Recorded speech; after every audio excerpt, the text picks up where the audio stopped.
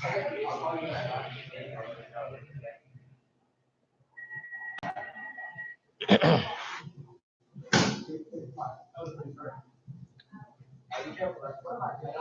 everybody. Dr. Rick Wallace here, dropping in on you. It's obvious that I am not in the office at my desk, which is a good thing. If you noticed on yesterday, I was at my wife's office. Today, I'm at Starbucks, and I'll be somewhere tomorrow other than my office. I was starting to get feel claustrophobic, and things were closing in on me. Felt my creativity was suffering. Hello, hey, how you doing there? My creativity was suffering, and it's just a lot going on. Sometimes, over the course of my life, I've been, uh, running my own businesses for as far back as I can remember. So I've done this periodically. I'll move back home, set my office up in the house so that I'm centralized and where everything is happening, and I can put my hands on a bunch of stuff. But eventually that wears on you because you got people stopping in the office because you're there. Hey, dad, blah, blah, blah. Hey, baby. Hey, honey. Hey, bro. Everybody's, can stop in. Hey, you're right there. You busy? I'm in my office at my desk, but it's so much more than that. It's just a lot to manage when you're in that centralized location. And I do it for a while. I've been there consistently since 2016 when I moved my office into the house the last time. And then every now and then I get tired of it and I have to move out. So I'm currently looking for somewhere else to do it. But, you'll see me back in the house in my office before I move. I don't plan on moving out of it in the next week or so. So you'll see me back in there. But I've definitely got to do something different for a while, maybe a year. But I was at the wife's office yesterday. She was kind enough to offer me to, set up in her spot, which was very good. I'm the only one there. It was a nice little setup. So it was cool. Obviously, she's in office today. So that um, is what it is. Look, I'm not going to take up a whole lot of your time, but I wanted to address a couple of things. Uh, First and foremost, as usual, our level of trauma is represented in some of the dark ways that we respond to traumatic events. There's a time and place for everything. You're not required to like everybody. You're not required to like every decision or action that a person takes, but there's a time to reflect, a time to sit back, and to be totally honest, a time to sit up and say, hey, you know, I need to say something, but now is not the time. And I'm going to say it, XYZ days from now. And speak your truth. But there's a way of dealing with this. And sometimes we can be very mean. We can be very, very, very dark, and we can go for the jugular, except for when it's the enemy. We're good at going at each other. We can find everything wrong with one another. Uh, uh, oh, I'm gonna get to that, Queen, and uh, so many other things. So my thing is, we've got to deal with our own healing, because talking about the behavior without confronting the issue that causes it is basically uh, fruitless. We got to deal with healing. We got to understand where the darkness comes from. We got to start understanding the validity of weight and negative destruction. We got to understand to carry so much negativity and to be willing to spew so much negativity comes at a price. We can label it under a bunch of different things, keeping it real, calling a spade, and all that. But you got to be very careful about how much negative energy you are housing inside of you and regurgitating, and what it does to your spirit and what it does to your soul. I'm not saying you don't speak a truth. You got to call the truth. You got to live the truth. But I have done a lot. There are times I have to call things what it is, but it's never in this vitriol type environment where I'm trying to literally just destroy somebody. I'm going to sit up and talk about the things that are wrong and what should have been done, in my opinion, and what was done wrong. And then I'm going to move on. Why? Because the more aggressively negative I become, the more it eats at my spirit and the more it takes away from me. The best way that I actually try to expose negativity is by living positive. I create the contrast. And that's something my grandmother taught me as a kid. Say, stop trying to convince people of who you are and let the life that you live speak for you. Stop trying to sit up and prove that someone's lying. Just live the truth, and the truth will expose the lie. And so we've got to get to a point. You're actually right with that, Queen. And I'm going to go ahead and get into this. Look, somebody contacted me because I've been dealing with and addressing these conspiracies, everything from Illuminati and everything else, for years, from a researched and somewhat educated position. I don't claim to know it all, but I have definitely done a lot of homework on this. And when people ask me why are we so bent on leaning into conspiracy theories,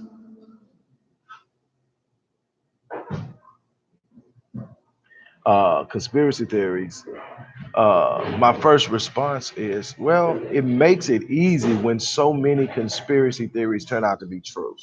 When you find out that this government and corporations, big pharma, and so many other places have done some pretty despicable things and made it look like accidents are lone wolves, people acting on their own when really it was this great conspiracy. When you come up and you get all the way to 1999 and find out in a courtroom that the US government literally was directly involved in ordering the hit on Martin Luther King. When you find out the role they played in the assassination of Malcolm, when you find out the role they played in the assassination of JFK, when you go through all these, when you find out the specifics behind the death of people like Jimi Hendrix, when you look into it and find out that there's a whole lot of stuff that's never been told that you can literally look up yourself and find that connects a bunch of dots, that makes it obvious that it was a conspiracy, you start to think that everything is a conspiracy. Now, the truth is, accidents happen. Accidents happen, but when you have so many times that the accident actually turned out to be something that was done on purpose, and it's always something behind it, especially when you can make a dot. Now, what really makes it difficult for a lot of people to swallow as simply being an accident is normally we get this sense of denial anytime a celebrity that we relate to or connect with in any type of way is killed. It happened with Princess Diana. It happened with Michael Jackson. It happened with Prince. It happens with these high profile uh, celebrities that have larger than life personas that we live through vicariously and connect to. This is a part of a social phenomenon, a psych- psychological phenomenon where we are literally vicariously connected to and experiencing life to a certain extent through someone else. So it's going to be that part of it. But what we have to understand is, in essence, accidents happen, but it makes it real hard with this one because there's this direct thing happening that is coming to the surface is that he's got an ongoing lawsuit or he had an ongoing lawsuit. Well, I'm pretty sure the lawsuit is still in place and that his family will benefit from it. But uh, there is this lawsuit against Big Pharma, and there are some discrepancies as what the lawsuit is about. But there were some allegations of doing some illegal stuff, um, alleged by Kobe Bryant. There's also the suggestion that there was an ongoing battle with Big Pharma about the name Black Mamba, and some other stuff. So when you say that, and you know the history of Big Pharma, and that Big Pharma has disappeared some people, and that was just in 2000, I want to say 2015. I think it's 2015. 50 homeopathic and naturopathic doctors end up murdered in a 30 to 35 day span. Some of the most leaders, some of the most foremost leaders in homeopathic and naturopathic medicine, were preaching natural deaths, talking about big pharma and cancer, big pharma and chemotherapy, and so many other things, and they came up dead. uh, all in starting in about June of 2015 and moving to about July, it all happened. So obviously that was not a coincidence. And so you start making those connections. There's a lot of talk about the death of Dr. CB and what happened, and how it just looks like he got caught with money coming in. They held him, and because he wouldn't eat the food, he, got sick and died. But he's coming to that country with cash many times before, and so people are going to draw conclusions. There was conspiracies about the fact that Left Eye's death was directly connected to the fact that she brought Dr. CB to the world on a more mainstream level, because he's who helped her deal with her anger issues, her lack of chemical imbalance that was part of her anger issues, and she was really coming around and changing. And bam, you've got a lot of this that you have to look at. So there's no simple rebuttal to conspiracy theories. Conspiracy theories live and thrive because they are actually true conspiracies. Now, the thing that we have to be aware of are everything will become something to blame on someone, and life will stop being what it is if we don't start being able to distinguish between what is an actual conspiracy and what is simply a happenstance of life. Accidents happen. We're just not used to them happening to people at the height of their fame. But what we have to understand is, because there are not that many people at the height of fame compared to the rest of us, billions of people who are considered normal, average, everyday people, of course we're going to experience more of tragedy than those people because it's not that many of them. So it's just like a family of 20 people total is going to have a lot less trauma happen in their in the course of their family's existence than a big huge family where there's 500 people. There's a lot to happen with 500 people, so you're going to see a lot of stuff. You're going to get a lot of phone calls. You're going to have a lot of stuff you're going to have to process. It's just the numbers game. What we have to understand is, okay, now we've got a couple of things that we have to look at. We have to understand what level, what day in technology we're in. So everything has to be taken with a grain of salt, because even posts like on Facebook, you can go back and change the date of your post. So you can post something today and then put a date back, and it will date it back to whatever date you have, and you'll go back and it'll be in the thread. That's how simple that is. Like, the Simpsons phenomenon. Some of that stuff is actually there. Some of that stuff can just be drawn up and presented as an old episode. And unless you're a person that actually saw the episode, you're just taking it that, hey, this is an old episode they're pulling up. And when somebody can actually get together with computer animation, do it pretty quickly, put it together, make it seem like it's something that's been out there and it's just been created, and you circulate it as real. That stuff is happening too. So you got all of these different things that are possibilities. This is what I can tell you. I can tell you that a man who captivated the world for almost 20 years doing some pretty unbelievable stuff on the basketball court, who had his ups and downs in his private life, but definitely was committed to being the best that he could possibly be. He's not every decision he make I didn't agree with. Some of the things that life choices he made I didn't agree with, but he made them. I think he evolved as a father. I think he evolved as a husband. I think that some of the things he's done since he's retired has shown that his commitment to excellence didn't just end on the basketball court. And so when I see Kobe Bryant, I don't just see a basketball player. He's not, I don't put, he's nowhere in the same category. And this is no shot at him at all, but he's nowhere in the same category with Malcolm and Marcus Garvey, and even the later years, Dr. King. So it's not like he's in that, but I, as a business person, former athlete, but as more as a business person and a man that's trying to really take my family to the next level and my people to the next level, the commitment to excellence and the work ethic that goes along with trying to be the best at what you do is something that needs to be emulated. That idea that I will never settle for mediocrity, it's got to be something that you look at, and you got to look at what separates the elite in any field from those who are just there and good enough to be there, but not elite. And it's the work ethic, it's the commitment, it's the unwillingness to settle, and all of those things that I think is what really is going to be the loss to the world. Not he's no longer playing basketball, so the loss of a great basketball player after the fact isn't what makes it a loss. What makes it a loss is he represented a commitment to excellence that you could literally point someone at and say, if you're going to be something, you put that kind of work into being it. Now, there are a lot of other people out there like that we can still use, and that's what we got to do. I believe in looking at people and seeing the whole picture. I also would like to point out the fact for those who think it's the right time to bring up that issue that happened in Denver, when actually, if you look at it, it was proven that it wasn't what they said it was. Did he? Yeah. Did he cheat on his wife and did he have sex with her? Yeah. It's when he basically told her, okay, it's done, get out my room, that she decided she was raped.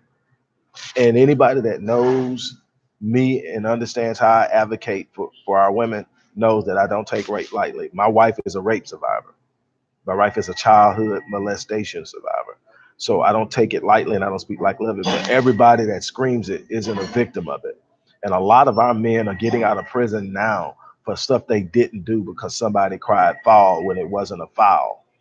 And so we don't just throw them under the bus because somebody cries foul. The charges were dropped. And so that whole thing is that. Like I said, there's some things I didn't agree with, but now is not the time to discuss it. I'm not going to even bring it up and make it a part of the discussion, but there's some things I didn't agree with.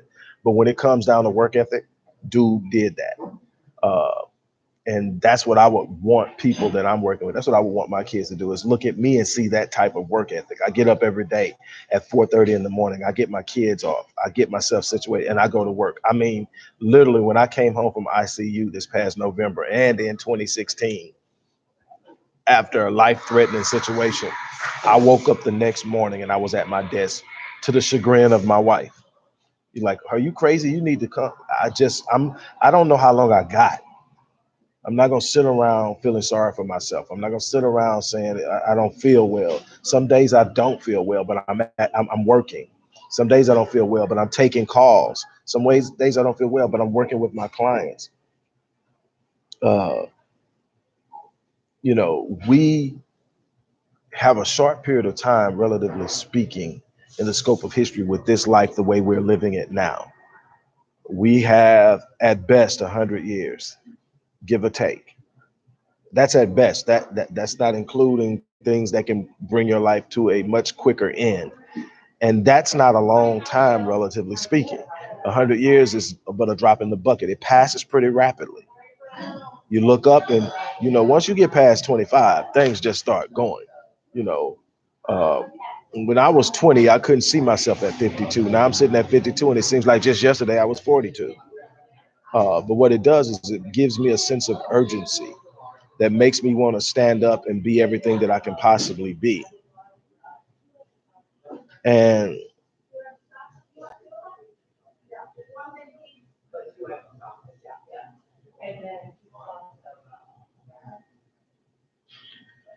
uh, whether he would have beaten it or not is irrelevant.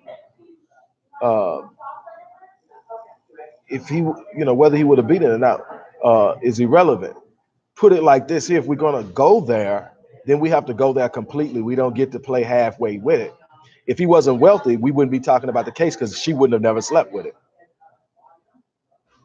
She would have never been in his room if he wasn't wealthy, if he wasn't rich. So that's the point.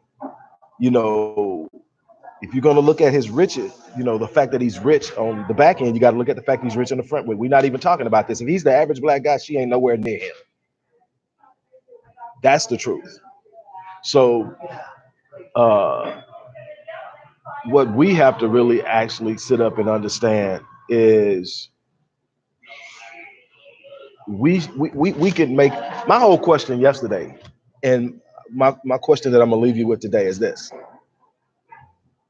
will people who don't personally know you be talking about you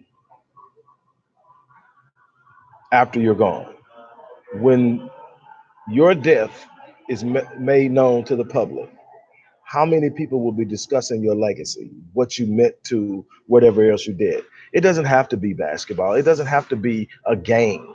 It could be life. When people talk about the unbelievable father you are, the unbelievable husband you are, the unbelievable business owner, how much you contributed to your community, how much you represented your passion in making room and way for Black empowerment. Will people talk about you? Are you writing your legacy with the way you're living your life right now? And that's going to be the question. That's going to be the question is are you going to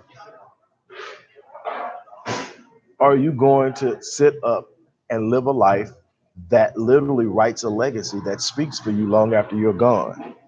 There's so much more to life than basketball, but there are a lot of lessons to be learned in life through sports. I learned a lot of my tenacity from being an athlete. I learned a lot about how to recover from failure from being an athlete. So, do you look at it and see the lessons? But my thing is, I've heard so many players who had the opportunity to experience him while he was in the game talk about the way he put the work in, from Tracy McGrady to Jason Williams to so many others, Allen Iverson and so many Shaq and so many others talk about the work ethic and the way he put in the work and how he did that. That's what I'm talking about. You know, what are you doing to make yourself better? If you know, are you just happy with the gift you got, and because you're a certain height and you got certain skills, you're just gonna go out there and you'll still be a player, but you're not gonna be nearly what you can be. Same thing in anything you do. Are you just gonna accept the fact that I can do this? I'm getting paid for it, or whatever. Or are you gonna sit up and say, I want to be the best? I want to really step out there and have an impact. I want to have an impact. I want to fill my space. There's a story about him that is floating around from someone that talked to who grew up in the LA area, talking about when he came to LA. One of the things he did that nobody really knows about is that he didn't have his practice sessions at the Staples Center. He had his practice sessions at a local college there that was in the community. And he went there and he opened it up to the public. Anybody could come watch him do his workouts. And they said he was putting it in, he was putting in real work. And the only rule was that you didn't disturb him while he was working out. But you could come watch, you could take pictures, you can do all of that. You know how many people that walked in that got an inspiration from watching the work that translated to what the camera showed on game day. uh, that alone is saying, okay, I'm connected. I'm going to be in some way connected. Again, I'm not in any way trying to make him out to be any type of community hero or anything like that. I'm saying that everybody who's doing something that you can learn from, you should learn from it. And my thing is, you should be inspired by it. And finally, I get to see death so frequently that you become numb to it. And the one thing that I try to consistently do in encountering these tragic deaths, I'm talking about young cats that should not be dying, and mothers grieving, and little girls who should not be dying, and mothers grieving, and fathers grieving. And the one thing I try to take from that, even though it's so freaking common, is life is short, live it to the fullest. And then something like this happens and everybody's saying it. And I'm like, but it's happening every day. You know, we heard about Bryce Gowdy because of the horrific way in which he died, stepping in front of a train.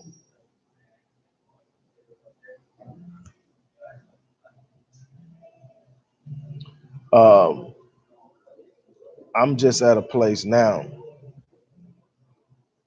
where I want people to understand that you get to live this life once. You got 86,400 seconds in a day. How you use those are going to determine how you're remembered. Are you spending time with your kids? Are you spending time with your significant other? Are you touching lives? Are you doing work? Are you putting in work? That's ultimately what it's about. Look, I hope that in some way you get something out of this. I just want to kind of touch on the whole conspiracy thing. it is what it is at this point. There's a lot out there that I'm still gathering. I can't call it one way or another. I know that accidents happen, but I also know that those type of choppers and pilots, especially that are transporting high profile people, are highly maintained. And the responsibility of the pilot and the maintenance crew is to constantly check them for malfunctions, but things happen. So there's still a lot to be drawn from that, and we may never know the truth. You know, my focus isn't on that right now. My focus is on the fact that an icon has been lost, a family is suffering, and we've got a chance to make something out of it for ourselves. This happened less than a year ago with Nipsey Hussle. Everybody got all up in their feelings about the death of Nipsey Hussle. All of a sudden, his fame rose, and people who didn't know who he was before it knew the type of person he was, knew what kind of plane he was operating on, knew what he was functioning at mentally, emotionally, and spiritually. And it was hype, and it was a good thing for a minute. And nobody's really talking about it now. Nobody's actually, very few people have actually mobilized their thoughts in that and put them to work. We let so many times we let the energy that's created by something pass without doing something positive with it. There's the sadness of losing someone. You know, for me, he was my favorite basketball player. Uh, I grew up, you know, during the Michael Jordan era. I was in high school when Mike first came in the league. So I grew up during the era where everybody wanted to be like Mike. So I came through that era with that kind of respect. And Kobe was the next era, do it a little different, not quite, but something about him. That killer, nasty mentality that I think an athlete has to have if you're going to be great. We can be friends off the court. On the court, I'm trying to destroy you. That type of mentality. And so he kind of grew on me. Plus, he was an ongoing argument between me and my baby brother, who's an unbelievable basketball player, who didn't believe Kobe really had anything that was going to make him great in the league. So I won that argument. Anyway, my thing is, I wish we would take something from this and actually use this as a mobilizing moment. The energy of be inspired by something. You know, don't let the energy consistently pass. Sometimes we get energy and it's because we're upset about something that happened, you know, by something that happened. And then we sit up and we move on and we let it go. You know, we upset about the commercial that had the woman changing from being black to being white as things got better in her life. I mean, just different stuff that I've seen over the years. And but we never ever really mobilize and make anything happen. That's the thing that I'm talking about. Let's do something different this time. Let's sit up and say, shoot, if nothing else, let's take the idea that we're going to use a new standard of excellence in the way we do what we do. Just that alone can change your life in ways you can't even imagine. And on that note, I'm going to get out of here. You guys have an unbelievable day. And hopefully, I'll be back to check in on you guys a little later. But take some time to reflect whether you like the brother or not, whether you feel, you know, whatever about him or not. There's something out there to take from this. My thing is, again, I want to live a life that's so impactful that people are talking about me after I'm gone. And obviously, that wouldn't be an ego thing because I wouldn't hear it, but it will be a legacy for my kids. It will show what's possible when you set a standard of excellence to be not just present, but be one of the best, if not the best, to ever do it. And on that note, I'm out of here.